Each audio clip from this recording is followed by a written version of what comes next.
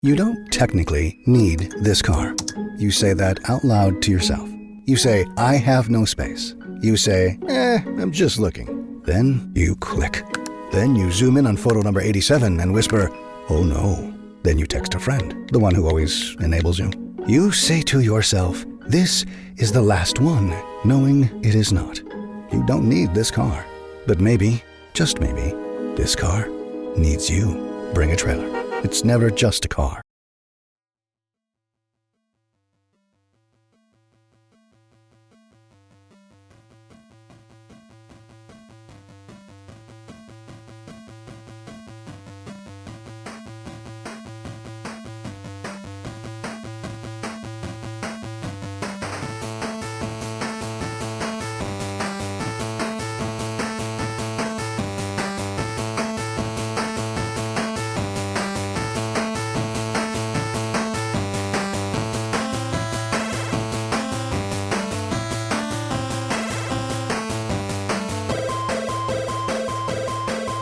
Welcome to Board Gamers Anonymous, a podcast where everyone's welcome at the table, but of course, no one knows whose turn it is.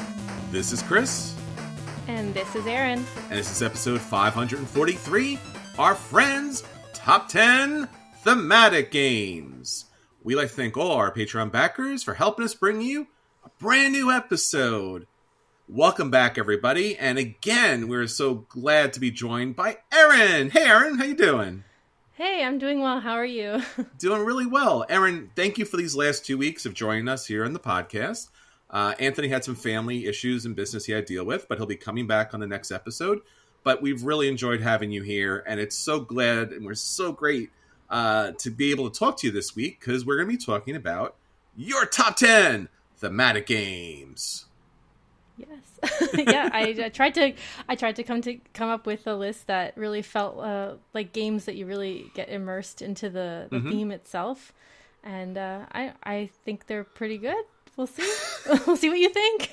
I'm sure it's great because again, tabletop gaming, like usually when you talk about tabletop gaming with people who are not into tabletop gaming, they're like, oh, cool, like chess or checkers or something, and all of those are very good games, but there's something really interesting and dynamic about games that are thematic, where the game itself, the art, the writing, the graphic design, the player piece production, the actions that you take are so tightly wound to each other that the game is teaching you as you go through.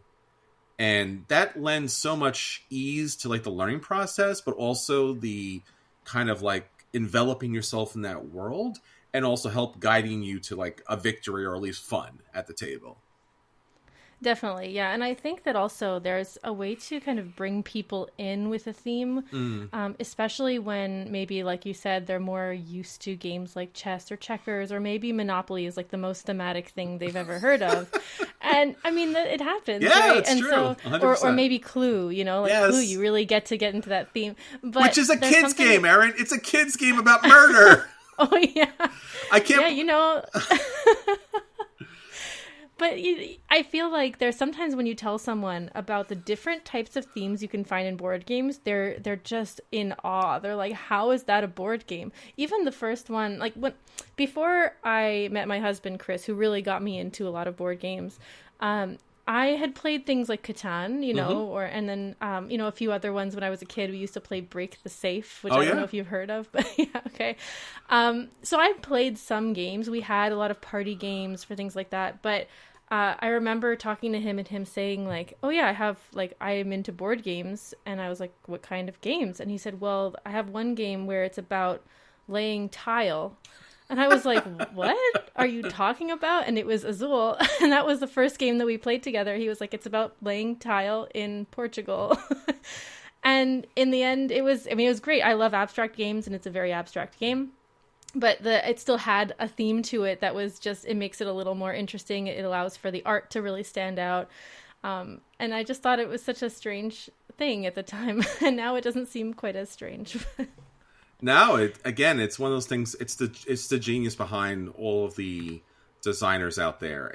I got to imagine, as someone who's not a designer, that it's got to be the most challenging of all aspects. I mean, an abstract game is not without its challenges, but taking that kind of abstract algorithm, process, and then trying to build a theme that makes sense and it follows and it plays.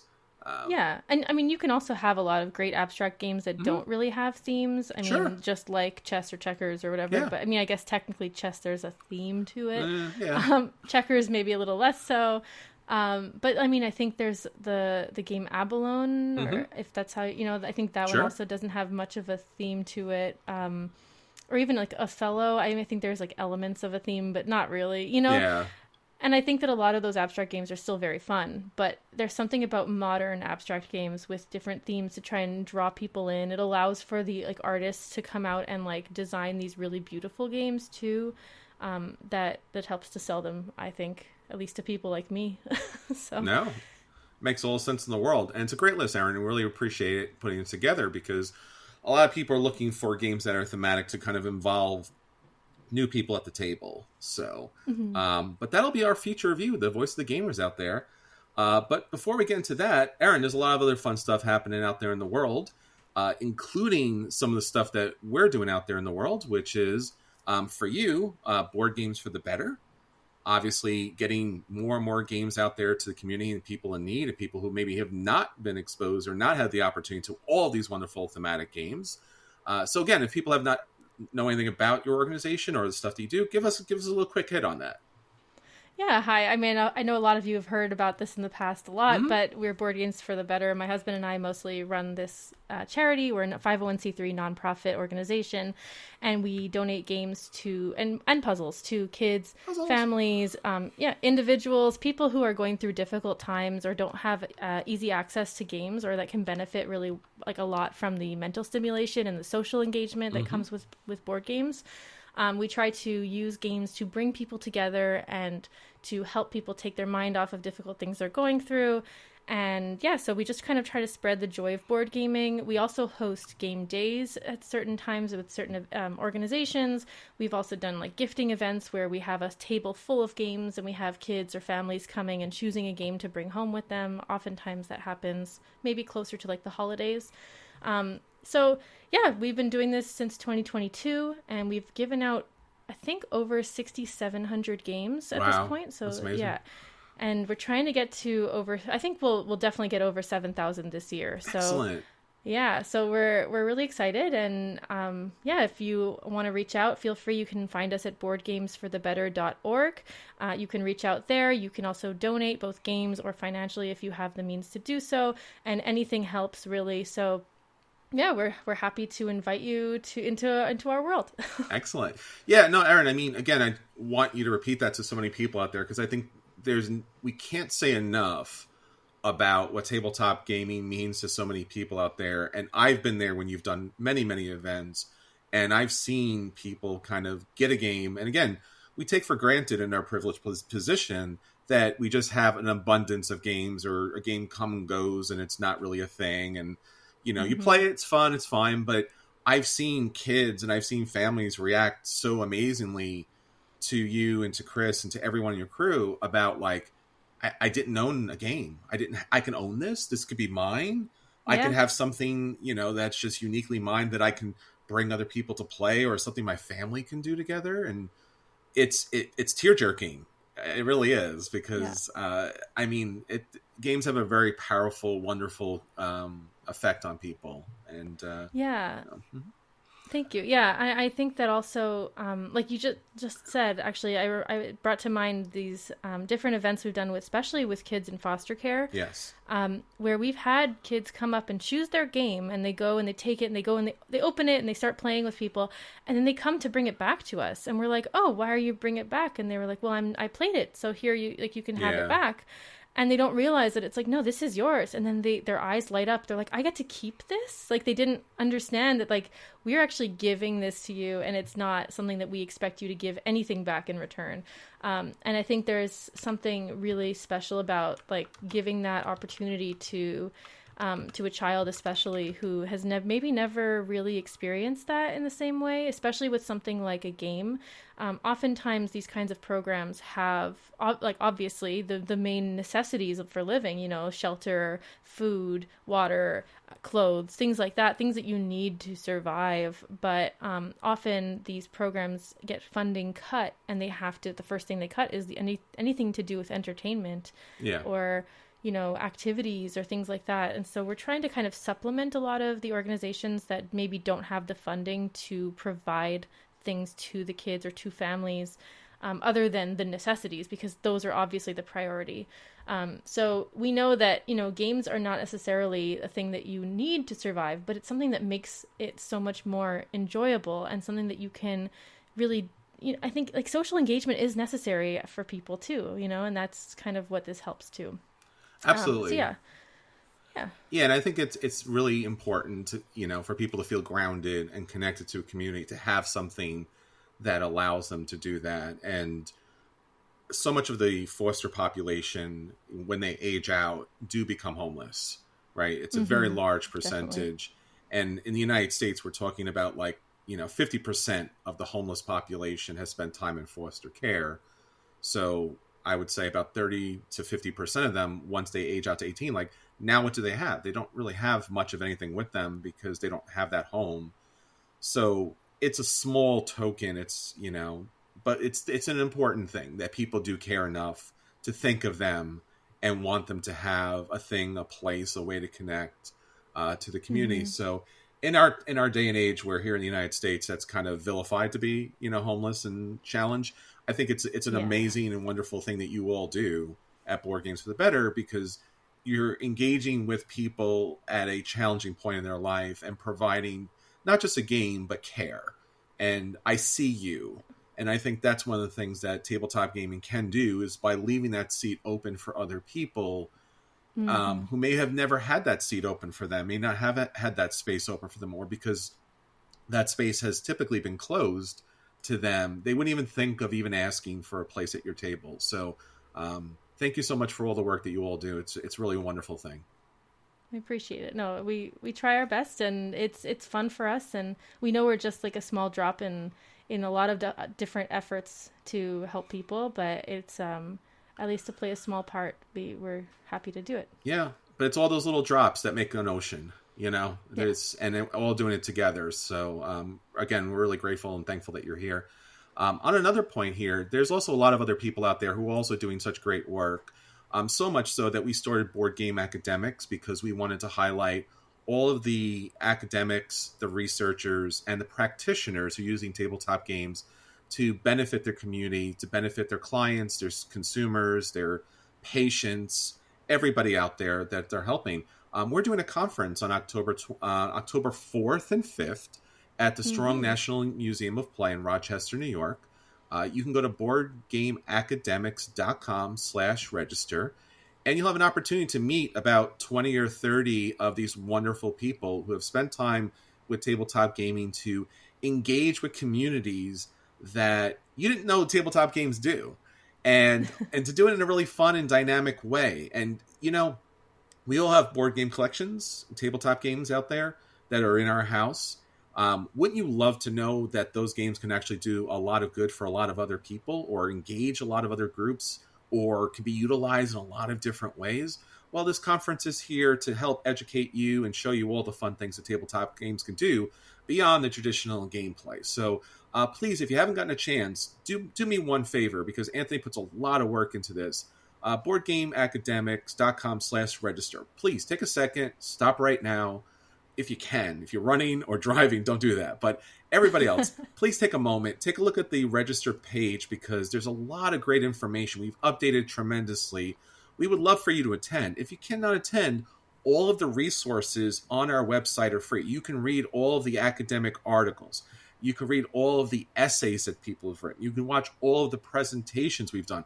Everything's free and full access for everyone involved. We really would love for you to attend. But again, if you're not able, please just take a look at the website, because it makes a big difference for all of us here to let them know that the work that they're doing to connect with other people out there in the world using tabletop gaming is valued. And I think that's something that we need to also, Erin, I think very important is we need to care for the caregivers, because the world is really rough out there for so many people, and so many people are out there every day doing good work to help those people, and typically no one ever thinks about those people. So we want to think about those people too, who are making efforts and strides, or in communities that really need the help. So thank you so much for checking us out. Board Game Academics Conference 2025. We're looking forward to seeing you. All right, Erin, so let's get on to the episode. We want to talk about the games that everybody's talking about. Let's roll for preview. So, Erin, this week I want to talk about a Kickstarter that will actually launch today.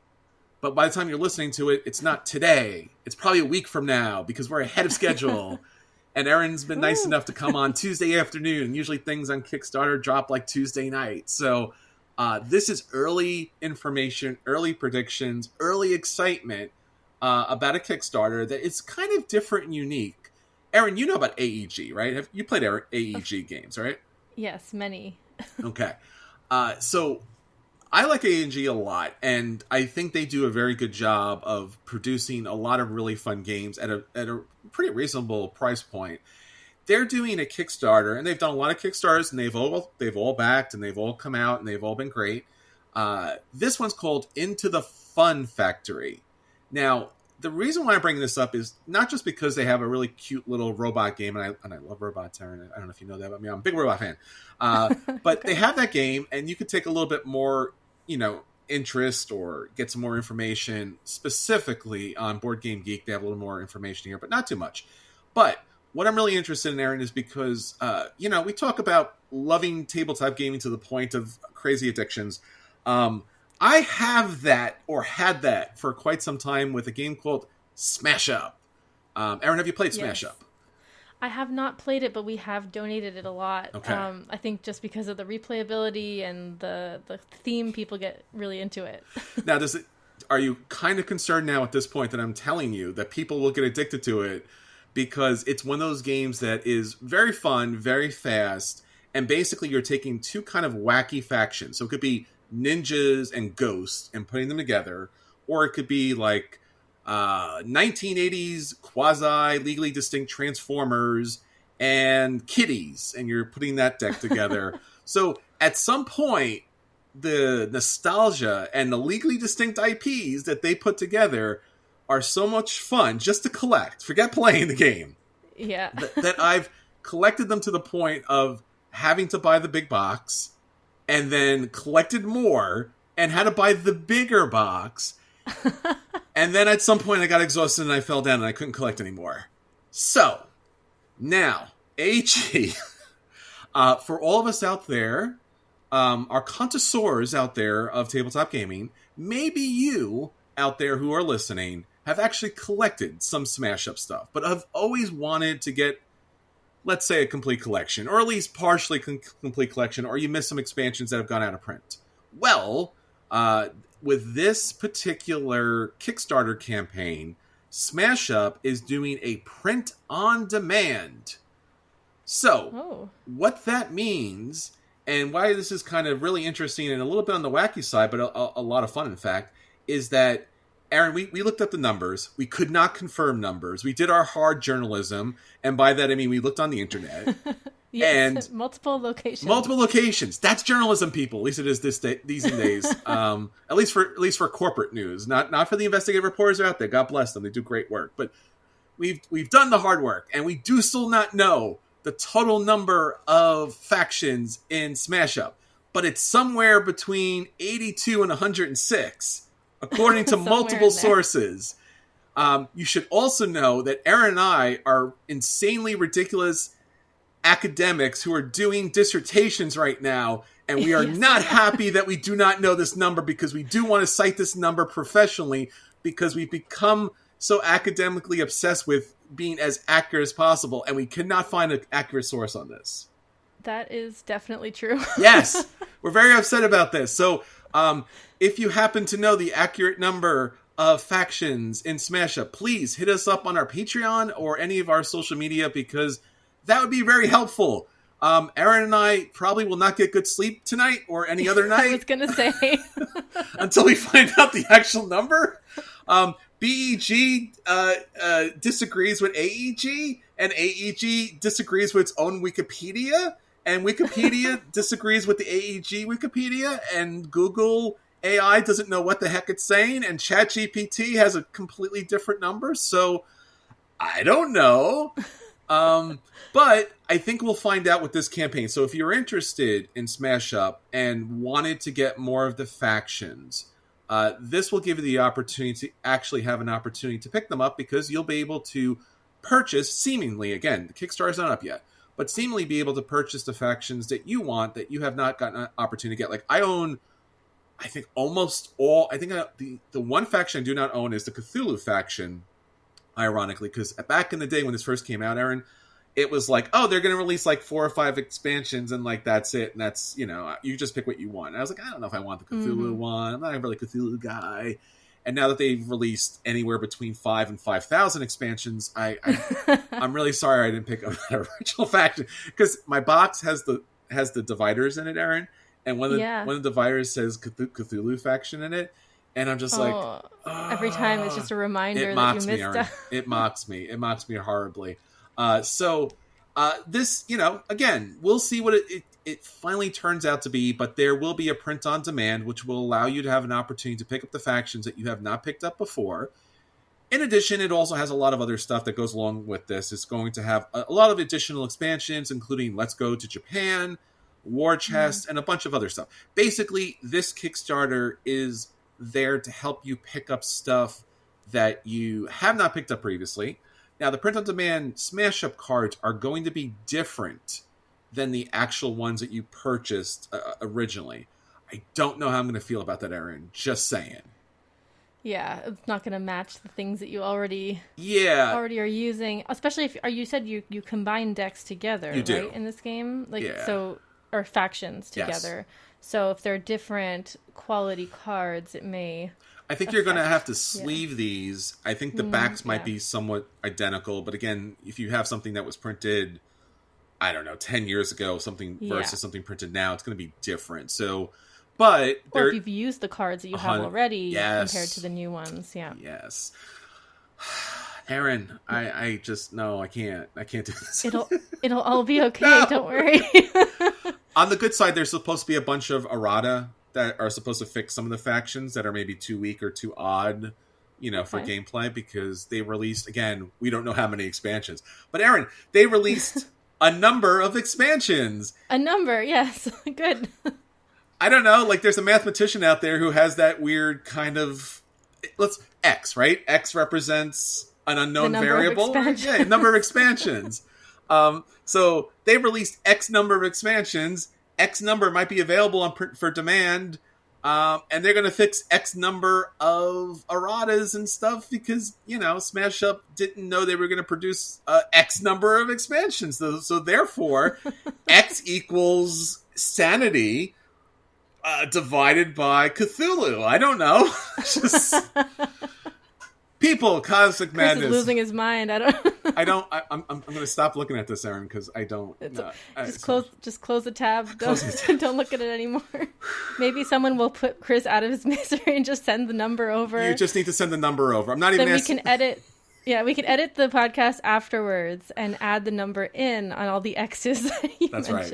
It'll be future Chris will be like, it's not X, it's this number. Like, we don't know. We'll be relieved. But for the future of podcasting, this episode will remain, at least for the time being, without knowing the X number of expansions.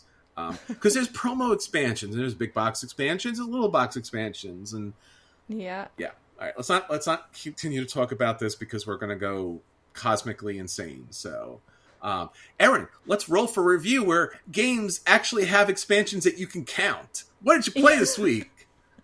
I played Thunder Road Vendetta this week, which I have played before, but this time I played for the first time with the Carnival of Chaos expansion. How many expansions does Thunder Road Vendetta have, Erin? That's a good question. Is it unlimited? Is it X? It is not. It is not unlimited. No. No. The thing is, the question is, do we count promo cards? There you go. But I think it has. 5 or okay. 6. It has a Might be number more. which we can count. It does. It's a number that you could look this up and likely find the number. I just did not do that homework beforehand. If you look into the eyes of the abyss, Erin, it'll come looking back at you, and we don't want to have X number of expansions for Thunder Road Vendetta. Just saying. Yeah, this one you can probably count at least on 2 hands, maybe only on 1. There you go. Like it. Yes. But yeah, you also can get the, I believe it's the Maximum Chrome Edition, which fancy. is the big box with all of the expansions. And that's actually the copy that we played with. We have a friend who owns that version. The one that we own is the base game. We have a few little like smaller expansions we've kind of put into the base game box.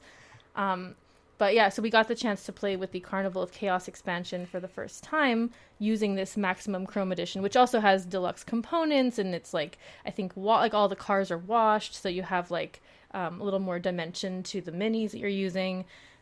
And then so let's see, so I guess I can talk first about how the base game plays a little bit. So for those of you who haven't played it before, there are 3 cars that each person has. One is small, one is medium, and one is large. And you are rolling dice to determine how many spaces these cars are moving on the board. In the base game, you're playing this as a race with these cars. Now, the thing is that not all of your cars are going to survive till the end of the race, because there's a lot of shooting and slamming and trying to eliminate different cars in various ways. In some of the expansions, there are ramps you can ramp off of something to try and go further. But if you hit the ramp from the side, your car is gone, you're destroyed. A lot of like kind of Mad Max style race moving and trying to slam into other cars and push them off the road and things like that. So yeah, it's a really fun kind of crazy game where you are just trying to move your cars along, all the while also like, running into other people and maybe using oil slicks to go a little faster, a little further, and maybe you get stuck in mud a little bit, or it's fun. It's fun. I think the biggest part of the game or the most enjoyable and like thematic part of that game is the slamming part. So where your car will go directly on top of another car, and then you roll to determine which car is going to move and which direction it's going to move in. Oh, okay. And so you roll these dice, and depending on whose car is larger, the larger car can choose to re-roll the die or the dice if they're not happy with the result, but the second roll is final. So let's say you're on top, but then you roll the car, you roll the car die, and it decides that, okay, the person on the bottom is moving. So your opponent is going to move somewhere. Now that could be in any direction, and it might be completely off the game board. It could be into an obstacle that would immediately destroy that car and take them out of the game for that particular car. Gotcha. Yeah, so that's the main mechanic, is trying to get rid of your opponents. Now, cars can take damage, and that can be there are various ways you can take damage. One is a mine that just kind of explodes your car, and you take one damage. Or there's also one where you can send shrapnel out, where you end up rolling a direction die, and then the next car in that direction will also receive a damage. There's one where you go kind of flying off somewhere, or where you get dazed and you start moving in all sorts of different directions. Oh, nice. It's fun. And this is actually a game that I considered putting on my top 10 thematic games, but I played it and wanted to talk about it in this way. But it is also a very thematic game. Yeah, so that's the base game. It's more of a race, and it's trying to be the first to the finish line or the last person standing if all the other cars are destroyed. But you only need 1 car left standing. Gotcha. Normally it's the smallest car of the 3 because it's the hardest to hit with shooting. I forgot to mention there are also helicopters in this game, and the helicopters shoot as well. Yeah. I saw the box. I've seen the game on the table, and I've seen this expansion, and I'm like, helicopters? Like gunship helicopters. Yes, yeah. They're really just used to do airstrikes. Okay. Yeah, and so you put it behind a car. It shoots within an arc, or only somewhere within the arc. You choose the car you're targeting, and you roll the die that will determine whether you're hitting the car or not. And what determines whether you hit it or not is the size of the car, and the side of the die that you're rolling will have what size car it would hit. So the large car is the easiest one to hit because it's the biggest target, and I think 3 sides of the die will hit it. Yes. Then there's the small to medium side, and there's also, I think there's only one side that says small, maybe, and then the other side says any. I may be mistaken, but I think that's what I remember.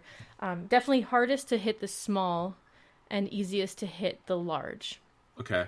But so for the Carnival of Chaos expansion that we played with, which was like the main new thing for me this week, the main difference is instead of it being a race down this track that you're kind of adding new road tiles onto, instead you are racing your cars into an arena, and you are kind of fighting in the arena trying to collect different items. So there's like a party favor tokens, which kind of have give you the feeling of like Mario Kart a little bit, where you're picking up these effects that you can use throughout the game. They might give you like extra movement, or they might give you extra scrap, which is the point system for this version of the game, or they can give you other abilities, like you're able to shoot before you move that turn or something.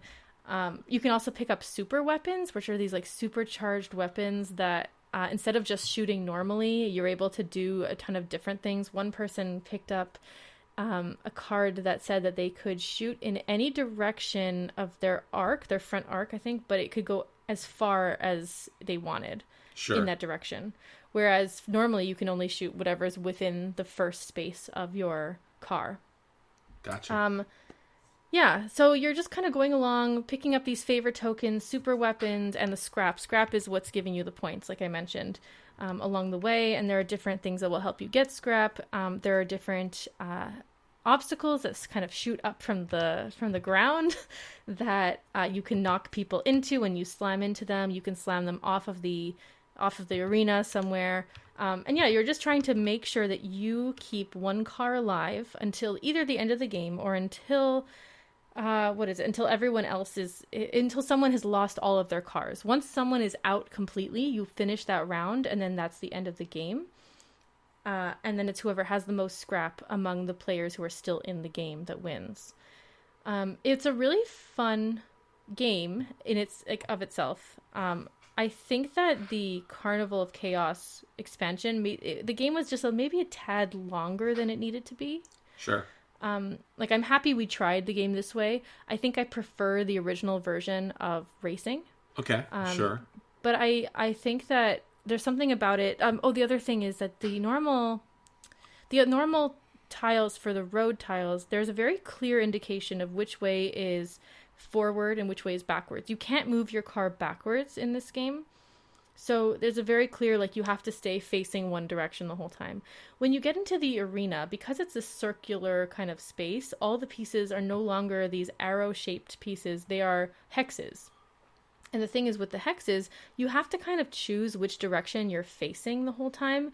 And sometimes things get knocked around in this game, and it's very easy to forget which way your car is supposed to be facing, which makes it a little complicated. Or you want to get to a specific spot, but you have to make sure that when you're turning, you're only allowed to turn one side of the hex each time. So that got a little bit more fiddly maybe than the original game, a little more complicated in terms of what direction was where and what was I able to shoot or where am I able to go.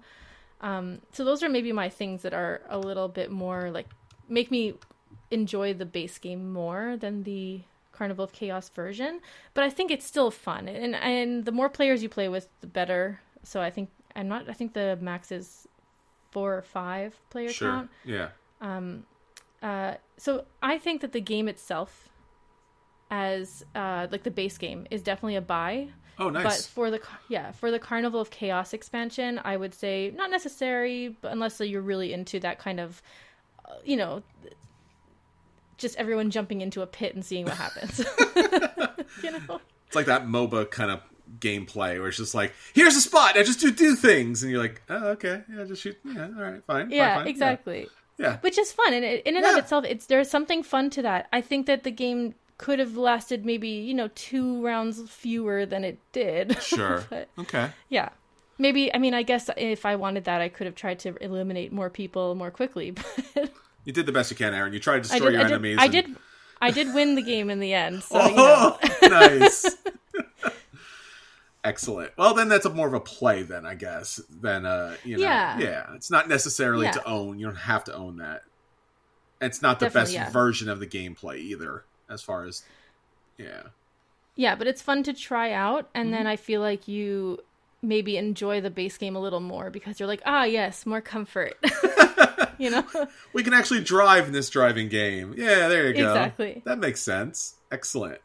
All right, Erin. Well, thank you for that. And let's get on to our feature review. Our feature review this week, of course, is the voice of the gamers. Erin is here to join us this week to talk about her top 10 thematic games. Take it away, Erin.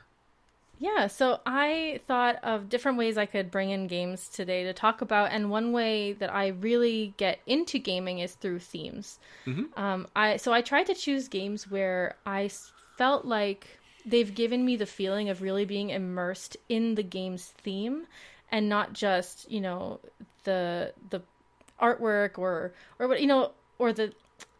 It's hard to describe. It's like I want to feel like I'm doing the actions that I'm supposed to be, like the game is emulating, Sure. if that makes sense. Gotcha. So these are not necessarily my top 10 games, but they are my top 10 games that give me that feeling of being kind of in the world that I am playing within. If that kind of makes sense. No, it makes all the sense in the world. Again, it's the games that resonate with you as being thematic, and that's really what matters.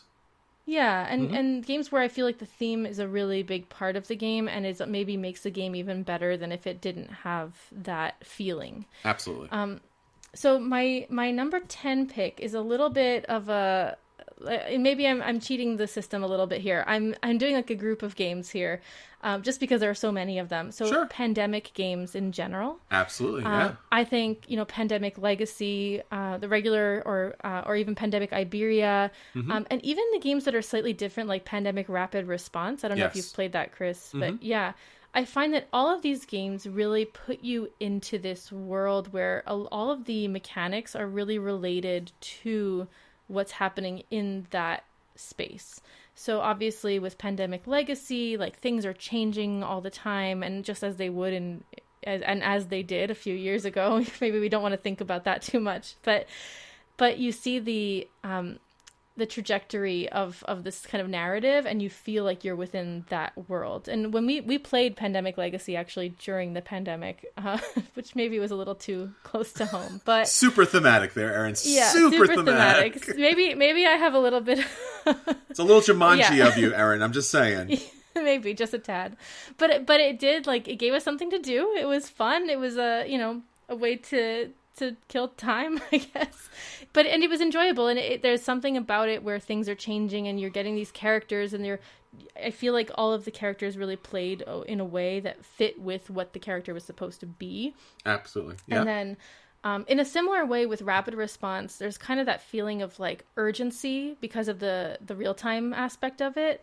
In Rapid Response, different from Pandemic and the general Pandemic Legacy games and things like that. In Pandemic, you're working with this map, right? It's like a map of the world, and you have cubes that come out showing the infection of these different areas of the world, with this pandemic that's going on, whatever infection or virus is spreading. And in Pandemic Rapid Response, it's a very different board. You're actually on board of this aircraft or this plane that is supposed to be delivering supplies and food to different areas. So along the edge of the board, you have the different countries that you're trying to get to. And then on the board itself, you have these different rooms that are where you can like produce different things, different supplies you're trying to send out. And there's the real-time aspect of it is you only have, I think it's maybe like 2 minutes for the round or something like that. Mm-hmm. And you're all trying to roll your dice. And it's a co-op game, just like Pandemic is. You're rolling your dice and you're placing them in places, trying to create or manufacture these goods. And then someone has to go and open the hatch. And you want to do this without creating too much waste, and you want to make sure that you're getting to the place you need to be able to bring these things to fulfill these cards that are coming out, and the cards just kind of keep coming and you're not ready for them, and there's that stress and that urgency that I feel like it gives you.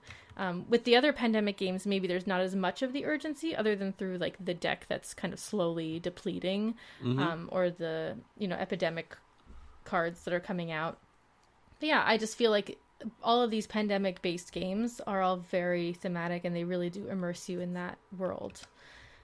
Yeah, Chris, have you played Pandemic games before? I have, and I'll be honest with you too. It's at least I guess the core Pandemic games are so thematic that I don't enjoy the theme of it just because it's too relevant.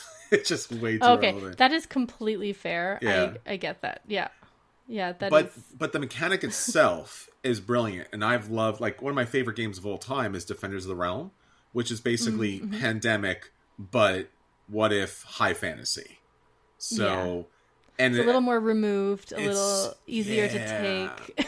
Yeah, because I'm already playing Pandemic in real life, Erin. So let's be honest. Like, I'm out there, I'm wiping down services, I'm wearing a mask, I'm trying to stay, socially distant from certain situations, and you and I will be at PAX Unplugged, and it's just like, people. Yes, so, lot of people. So again, if you're a good tabletop gamer and you love thematic games, please learn the lessons that we've learned from Pandemic and be safe. That's all I'm saying out there. So, yes. Please do. please, jeez. And so that's number 10. That's a great number one. 9. Mm-hmm. Yeah, number 9. I'm moving on to a trick-taking game, and I know I mentioned some trick-taking games last week, or last episode, and so number 9 is Sail. Sail is a 2-player cooperative trick-taking game, which, my husband and I love playing trick-taking games together. We love playing co-op games, so this just kind of is right up our alley. So Sail is a game where you are playing as this kind of ship, and you're moving along this board, and there are many different iterations of this board. It comes there. The rule book comes with a ton of different ways to set up the board, and there are different difficulty levels. They do get quite difficult, I'll say. But essentially you are this ship and you're moving around, and the way that your ship is moving is dependent on who wins each trick. So if I win a trick, then the ship will, so you win a trick and the ship will move, and it'll move in different directions, but you want to avoid the Kraken tentacles that are coming out of the ocean. You want to avoid the land tiles that are there that you really don't want to crash into. And then there are like different areas of the board where you want to steer clear of them. I think there's like a whirlpool that can come into play. And I think the thing about the theme here is you really get this feeling of this kind of push and pull, this like wave feeling almost, where you're having to kind of play around with whether you want to win or not. And there's just that back and forth that to me gives you the feeling of the waves in a way. Yes. And then, you have your characters and they all have different abilities. And I find that the abilities really are interesting. You're also exchanging cards. There's something to me about trick-taking games where you're co-op and you have limited communication, and the only way you're communicating is through card exchange and card play. It's just really cool. I think Sail maybe has just a little bit less thematic, like, immersion, which is why it's a little bit, in the higher number of my list. Sure. But I still feel like there's something about that theme that draws me in every time. Gotcha. Have you played Sail, Chris? I haven't played Sail. I've been at this is one from All Play, right? This is their like. Yes. It's All Play. They're like big small box, big game kind of style. 100%. Like if you go to any convention, their booth area is just vast, and they do such an amazing job demoing so many of their games. They have so many games out there. They do. You can't get anywhere near them. It's just like a wave of people there. So unfortunately, I've gotten a chance to play it yet, but I do want to.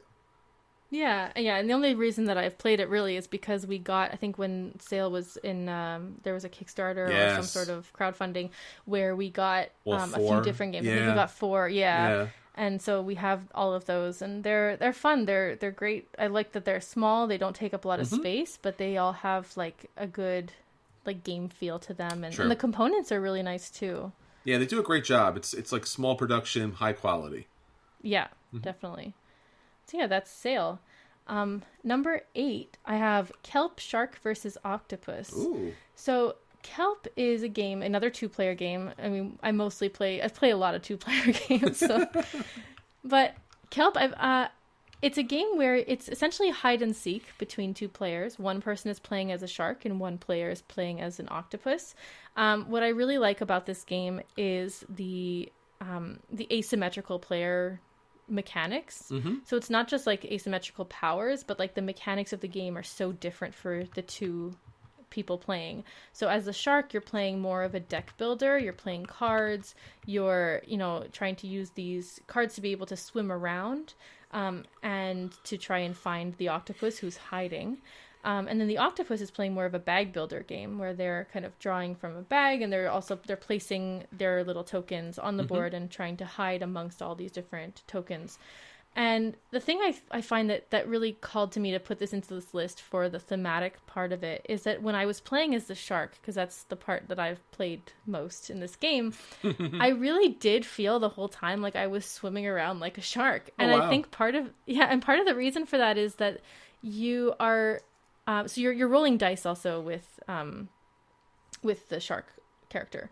And so you're rolling these dice and you are placing them, but you have to only place them ahead of yourself. You can never kind of turn 180. I think there might be like a card that lets you do it once, but you always have to move in a way that's kind of very shark-like, where you have to move forward first and then come back around and circle things, you know?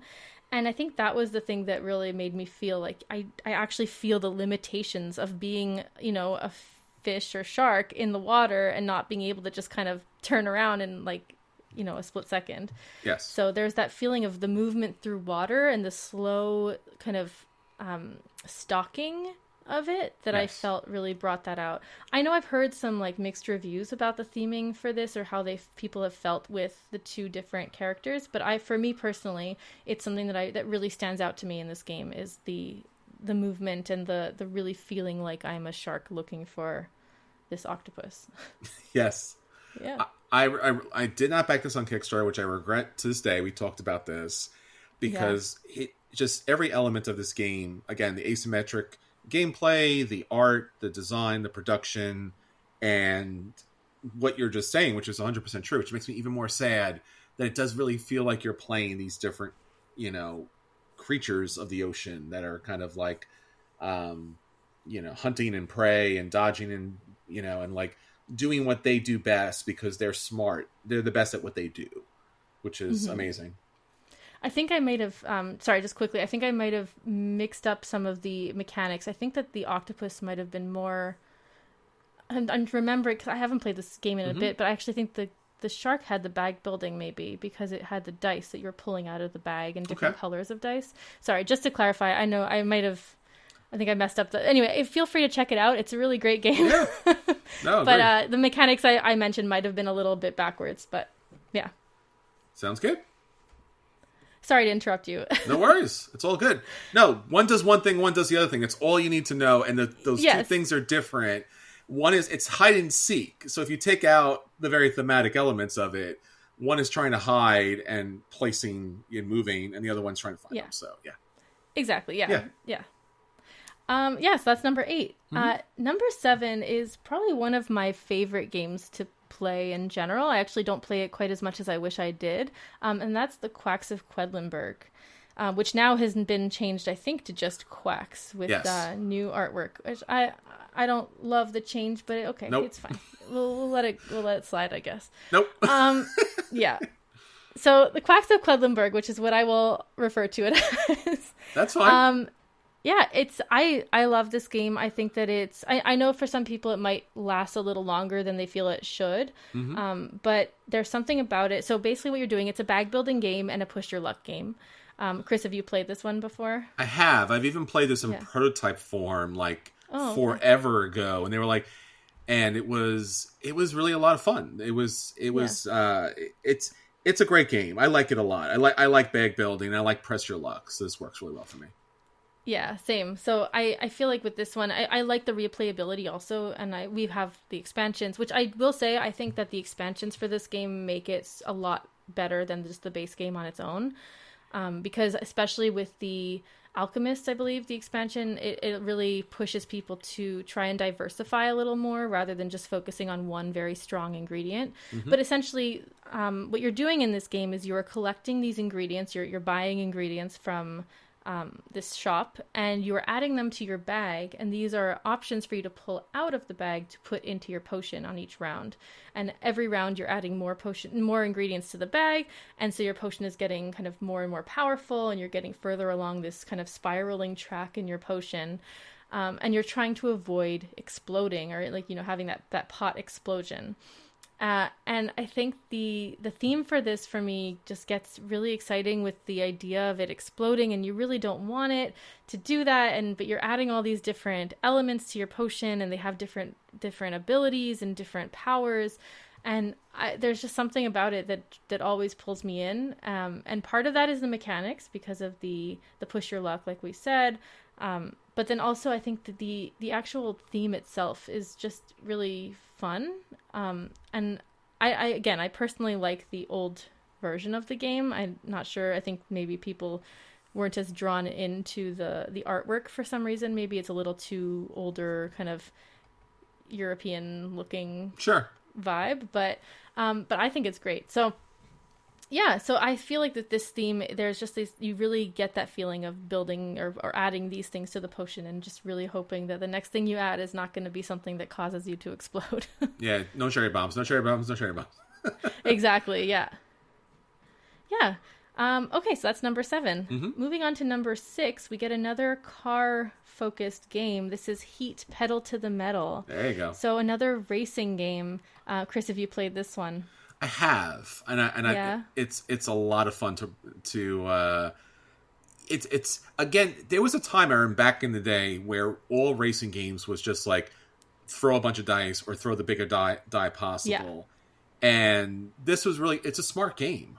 It's such a smart game. I like this a lot. Yeah, same. I feel like with Heat, it's like you're playing as this racing car. You're in a car, and you have these other people who are in their own cars, and you are moving around this track. And what I really like about it is like you have a hand of cards, and you're playing a certain number of cards depending on how much like what gear you're in. So you get to set that gear and move up the gear in different ways. But you're also like creating heat as you are doing this. So you're kind of heating your engine up, and what you really don't want to do is overheat your engine. So there's this kind of like balance of your cards. It's a kind of like a deck building element to it, where you're adding heat into your deck, and then when you have heat in your hand, you can't just discard it. So it's taking up space from the cards that will help you move forward. So the more heat you have, the more you're kind of overheating your engine, then the fewer options you have for movement. And eventually it's kind of like you have to find ways to get rid of this heat and cool down. And that will slow you down also. So it's kind of like balancing out what cards you're playing and what you're trying to do, but you also want to keep making sure that you're ahead. And so I just feel like it's something that I feel, I mean, obviously, like, I've never done car racing or in any way, shape, or come form. on, Erin, come on! But I feel like it gives you as close to the feeling of doing that in a board game that it can, you know? Sure. Like, you really do feel like there's that balance you have to keep in mind the whole time, where you want to go fast, but you don't want to, spin out, let's say. So, like, on the corners, you have to do a corner check and make sure that you're not going too fast for how sharp that turn is. And so that also, like, where you have to kind of slow down for the corner to make sure you're not spinning out, is a real thing. That's something you have to do, even just in regular driving. You have to slow down to go around those corners. So I just feel like it does a really good job at giving you the feeling of moving quickly, while also giving you the feeling of like, I have to balance it. I'm not just trying to go as fast as possible. I have to make sure that I only do that when it makes sense to do it. And I love the idea of like slipstreaming behind other cars and using their, those cars to move forward a little more, like just, 1 or 2 spaces. And then the other thing is, once you get into this game and you really know the base game, you can start adding in other cards by drafting cards to really make this more like an asymmetrical game, where each deck is a little bit different based on the cards you're choosing at the beginning of the game. So that's also fun. I also love that you can play this game even just as like 2 or 3 players, but still feel like you're in a pile of a bunch of different cards, because you can have the kind of like computer essentially car come in and like the Autonoma style other cars moving alongside you from different, I think it's card draws for that. And so even if you're only playing a small number of people, you can still feel the excitement of doing this like large race with all of the cars by using that additional mechanic, which I always recommend. I feel like it makes the game so much more exciting when you're against more cars. Agree. Absolutely. Yeah. So that's Heat. Moving on to number 5, I have Soul: Last Days of a Star. So Soul is a game that came out, I think it was, 2017 maybe? Something like that. It came out, and I think that back then it was very popular, and then it was out of print for a while and was hard to find. Yes. And then more recently they did a reprinting of the game, which is how we got our hands on it. And we played it, and it's a really interesting concept where essentially you're trying to kind of collect energy from the sun that is slowly getting to a point where it's going to explode. And so you want to do all of this before that happens and kind of escape. So you're trying to get close enough to the sun to be able to collect that energy and send it down into your, I think it's an arc is what you're trying to kind of collect the energy with. Sure. And the main thing about this game that makes it so thematic is the mechanic of it having these kind of rotation around the sun. So you have this orbiting that's happening with your pieces. So you create, let's say, some sort of station or whatever, and you're putting that on the board, but it's going to move away and in opposite directions of other things that are moving on the board. And so you want to time your turn so that you can use those things whenever it lines up properly. Now the thing is, just like last week, Chris, we were talking about brass and all the different brass games and how you create things and other people can use them. Yes. The same thing happens in this game where you want to create things so that you use them and they benefit you, but they can also benefit your opponents too. So you want to be careful about what you're doing and what you're giving to other people by creating these different elements of the game. Very true. I think that really the orbiting here is really what makes it such a big like thematic game. The board is also really cool where it's just kind of the stark like black with these bright like sun bursts essentially going around in this orbit. Have you played this one, Chris, if you have the chance? I haven't. I've only seen this at a convention. I tried to pick this up a while back because I'm a big fan of those kind of space games, and like you said, it had some issues with the company and stuff, and then it was not existent. So I'm really looking forward to playing this. Yeah, definitely. It's really cool. I think that there are so many elements of the game where you're just like, oh, this is so frustrating, and yet it's like, But sometimes like frustration can make the game really exciting too, right? When it does line up properly. So yeah, I think it's a really good thematic game. Highly recommend it. Wonderful. All right. Number 4, I have Godzilla Tokyo Clash. Yeah, buddy. Have you played this one? I have. I played this one. Yeah. So Godzilla Tokyo Clash is a game of monsters. It's a game of big monsters throwing big things and hitting each other and throwing each other. And it's great.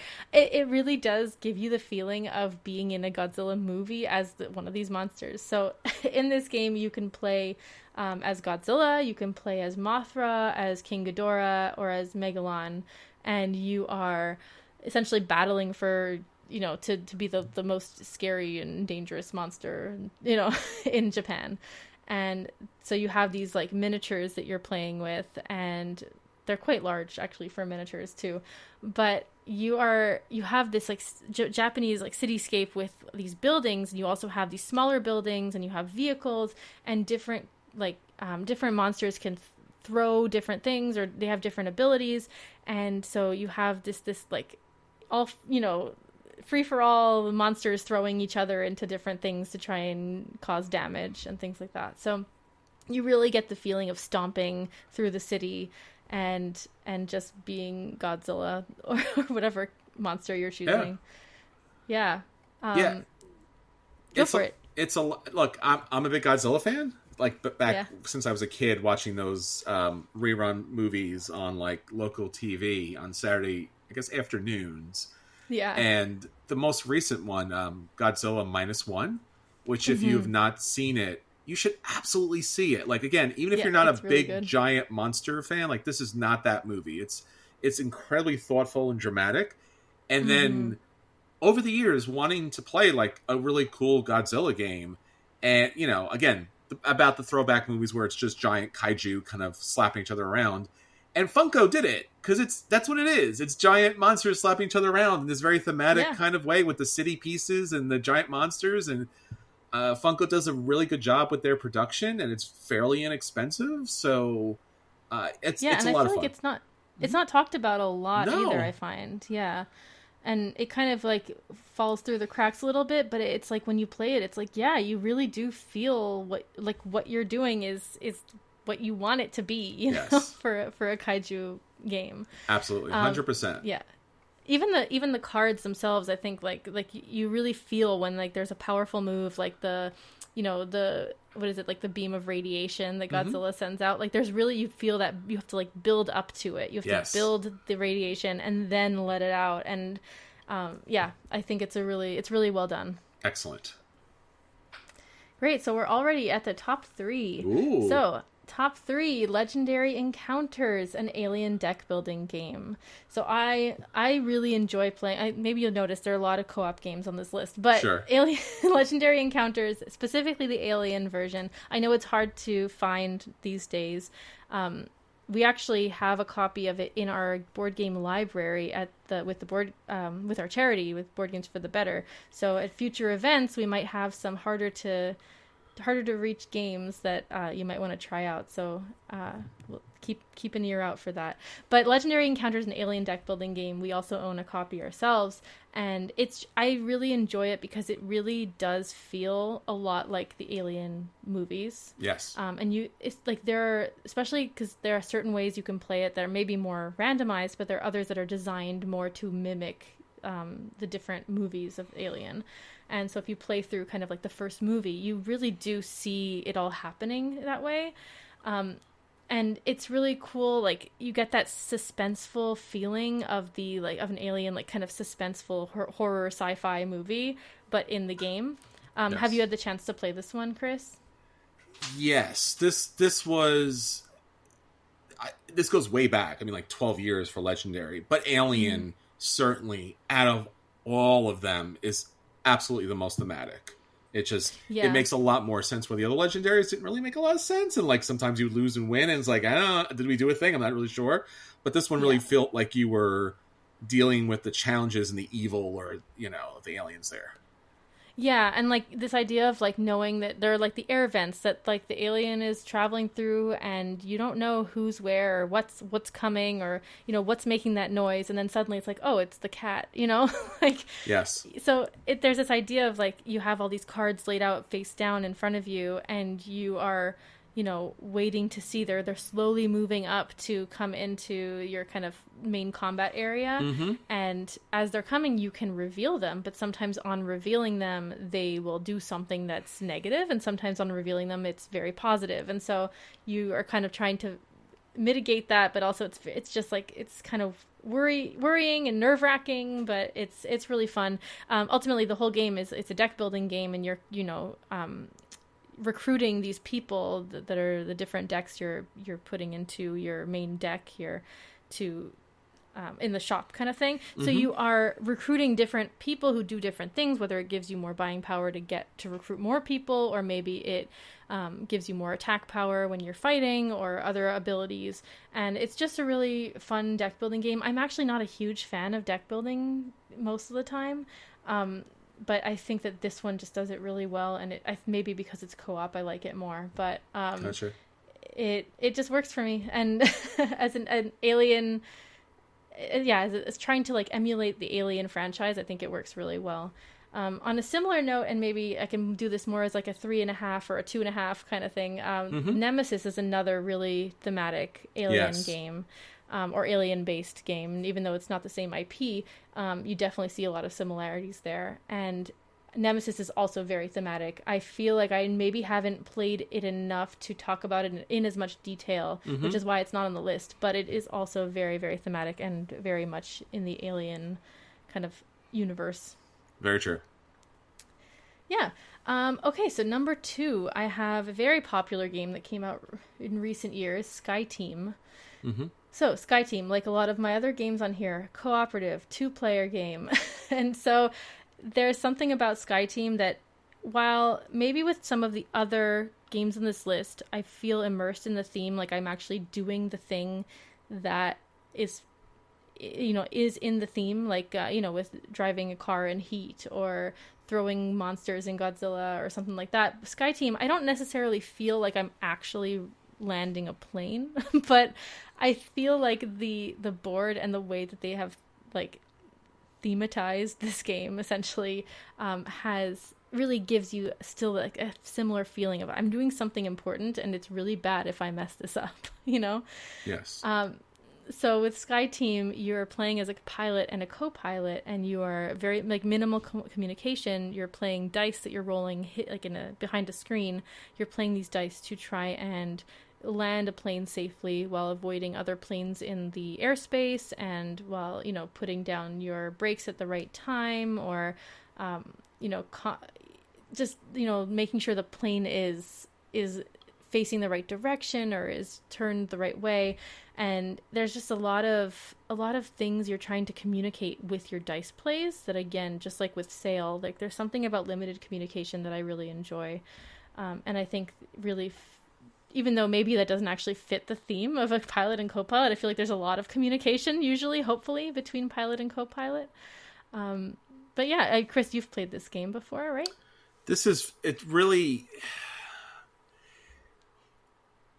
The lack of communication's weird, but yes, I agree. There is something supposedly very technically and true about that. The pilot and the co-pilot are not allowed to discuss anything other than the flight operations. Mm-hmm. So I'm like, okay, I get that. It's weird, but again, beyond that little caveat quip, it's brilliant. It's utterly brilliant. And again, it's one of those situations where it could be a very boring kind of game, but it does feel incredibly dramatic for what you're doing. Yeah. So absolutely. Yeah, and I think that a lot of that is because of the theme. Mm-hmm. Yeah, 100%. Even though, I will agree. I do agree that part of it, where the limited communication, even though it makes sense for the game mechanic and it makes sense for how you play this game and the way that they've designed it, it does not necessarily fit the theme as much. Yeah. Yeah, as a cooperative game, but like, I mean, play it online. I think that's one of those things where you could get that kind of experience, because otherwise you're kind of giving stuff away. So, but yes. Mm-hmm. Mm-hmm. Yeah. All right. So now we're up to number 1, and number 1 for me is Spirit Island. Ooh. So Spirit Island is probably one of my top games in general anyway, but I think that a big part of that is how well the theme works in the game. Mm-hmm. So Spirit Island is a game. It's another cooperative game, as with many of my my games here. It is a co-op game where you are working as spirits on this island, and you are trying to help the natives, the Dahan is what they're called, to kind of force out these colonizers that are coming and invading the land. So these colonizers are, coming, they're building towns and cities, and they're wreaking havoc, and you're trying to scare them into leaving the island, or destroy them if you need to. So in Spirit Island, there are many, many different spirits you can play as, depending on what expansions you have. We happen to have everything. Whoa. Everything. Chris, my husband Chris is a little bit of a completionist when it comes to certain games, and this is definitely one of those. I will say that is weird. That is weird. I don't know anyone like that. That's crazy. Yeah, not at all. No. Completing collections like no. Smash Up? No, never. Weird. Crazy weird people. Sure, fine. Okay, we'll let them get away with it this time. But one of the main things I think about Spirit Island for the theme is the actual pieces themselves, like the actual components. So in Spirit Island, like I said, you have your spirits and your native characters. Well, the natives are not a playable character, but they are very much influential in the game. But then you have the invaders, right? You have these explorers, you have towns, and you have cities. Now, the thing is that the invaders are made of plastic. They're this white plastic that really stand in stark contrast to the kind of earthy tones of the board. And then the spirits and the Dahan, the natives, are all made of wood. So their pieces are wood-based. And there's something about that juxtaposition between this kind of natural wood that fits with the theme of the island and then the like really harsh white plastic that really, I think, sets the tone well just from the board itself, and really makes it so that you're really in this theme and thinking these white plastic pieces should not be here. Like, get rid of them, you know? Yes. And yeah, so I feel like that is kind of the first element of the theme that I think really stands out for this game. Mm-hmm. I think another one, though, is in some of the more, the spirits that came out maybe a little bit more recently, especially from Nature Incarnate, the Incarna ones. Mm-hmm. There are some that, some of the spirits, like you really, maybe a lot of them, you really feel like you are acting as these spirits. Yes. And it's like they're characterized a certain way. Like one is a terrifying spirit that's trying to incite fear in all of them. And you really feel like that's what you're doing. You're like this really dark, shadowy kind of spirit that is just scaring, I won't say anything, scaring everything out of them, you know? And then when it comes to like, there's this one that's much more like of this big kind of monstery spirit kind of stomping around, kind of Godzilla-like, you know? Yes. And you get that feeling of like, I am a big monster. I am going to move slow and I'm going to cause damage, you know? Or the lightning bird, where it's just that, this one I think is really fun, but also makes the game much easier, is where you can like make all of your actions very fast, or even the actions of other players. And you just, I feel like with every spirit, you get a very different game, but you still, I don't know, the theme just always works so well, and you 100%. Really feel the effects of those spirits, and you feel like you're acting as them. Excellent. Yeah. Yeah. All right. Well, Erin, fantastic list. Beautiful, thematic, wonderful games that everyone should be getting to table, because again, there's so many different elements of it that really brings those games to life. Erin, again, thank you so much for joining us here this week. We really appreciate it.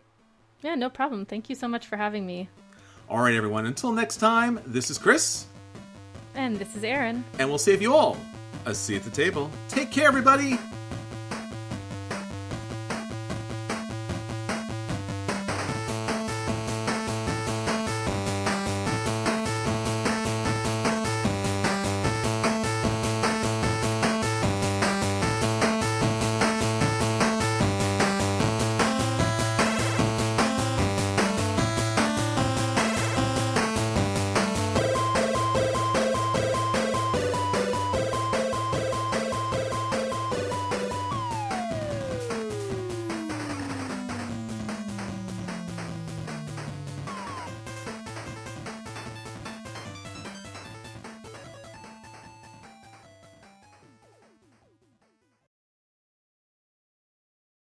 Hi there, I'm Hugh from Poderation.